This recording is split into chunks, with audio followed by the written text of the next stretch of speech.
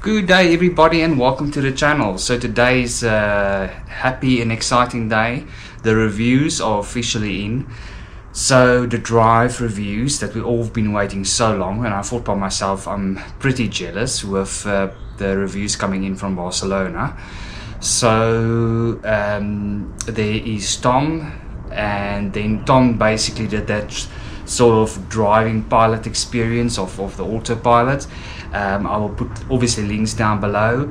And then Carwow, I think Carwow was probably the best. I really think he was absolutely awesome. I think that's something that you guys need to check out. So basically this is basically just a retake on what they say and what they were getting.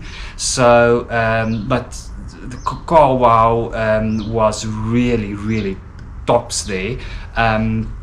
I must say there was a part that he was having an experience with the suspension of the EX30. Start with that really well. And that's now from the Ultra. I would probably would think that it would probably be in the corner plus scenario type of thing.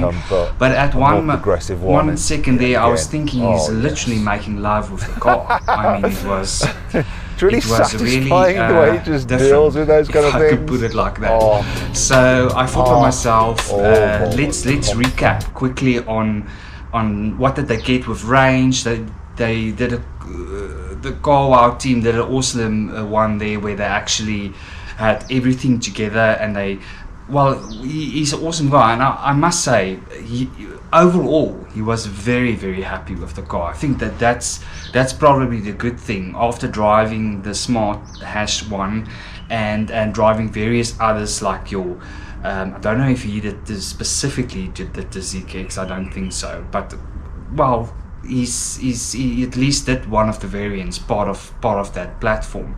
So I think it's awesome. I think the fact that they did it is really cool.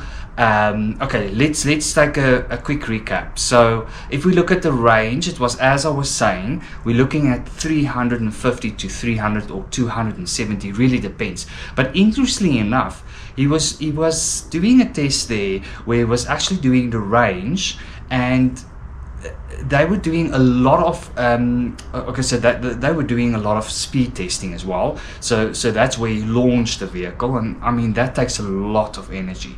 So I was quite surprised with that 18 kilowatts. I think that's pretty good for a 64 kilowatt battery. I think we probably all would have liked the 77 or the 84.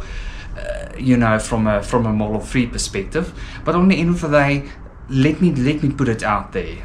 It's really not going to make a massive difference. We're talking about 50 kilometers or so more, but at the end of the day, remember always with electric vehicle, it's not necessarily to say that if you're going to up the battery capacity, you will necessarily get more range. So in your long journey commute, you're probably just talking about that extra 5 minutes or so of charging if you do a high-speed charger, obviously. So to me, honestly speaking, just a quick thing about range, and I think this is where we really need to put the platform of, guys, forget about range for a second here, because on the end of the day, we're all talking about the 20 or the 25 minute time that you will be spending, and I think that's more than fair with all the charges going off here in South Africa to Durban or Cape Town or whatever the case may be. So generally speaking, people don't do that in and around between here and Johannesburg or Pretoria. You know, I'm just saying that let's just get over this whole range thing. So me personally, I think it's best to just put it out of your mind. Focus on the 300 if you're having a very good day, then obviously we'll get to your 400 and 410 or 420. But when they did do the city test, they got it pretty well. And remember, it all depends on how uphill they went. And interestingly enough, in that 18 kilowatts, they did do a lot of uphills that I could see. So that's the range. And then everything else worked very well. I'm very impressed with the autopilot. As I was saying, it's definitely more advanced. We had a lot of YouTubers not being sure about that. It's definitely more advanced. We just had electrifying, I'm going to put a link about them. The one lady was just saying that crossing 2 lanes instead of 1 lane and not seeing this and that. So I think that's got to do with that specific one. Maybe didn't get the latest update or so, but everywhere else there was no issue. And even when the lane changing and everything happened from Tom's side of view, I will put a link down below as well. You could see he was quite confident. He wasn't really sort of wanting to let it do its own thing, but when he did lane changing and all of those things, everything went very well. So guys, I think it's an awesome day today. So I'm very jealous. I would love to go to Barcelona. It is obviously the other side of driving, on the different side of driving on the road. So I mean, probably it's best to do with where we are driving. But anyway, everything in a nutshell, I think it went very well. It's a very exciting day today.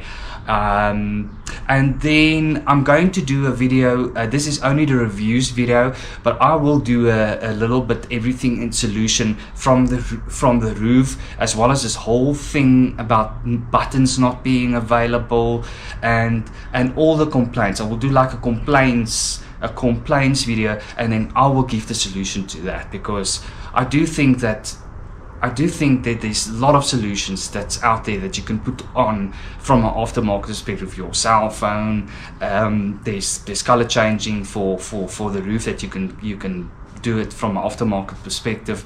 There's so many things you can actually do. So it's not a train smash, but it went very well, and I just wanted to say well done guys, you did an awesome job, and it was really fun and in very informative to look at what you guys did. And I will be seeing you in the next one, and thank you very much for watching.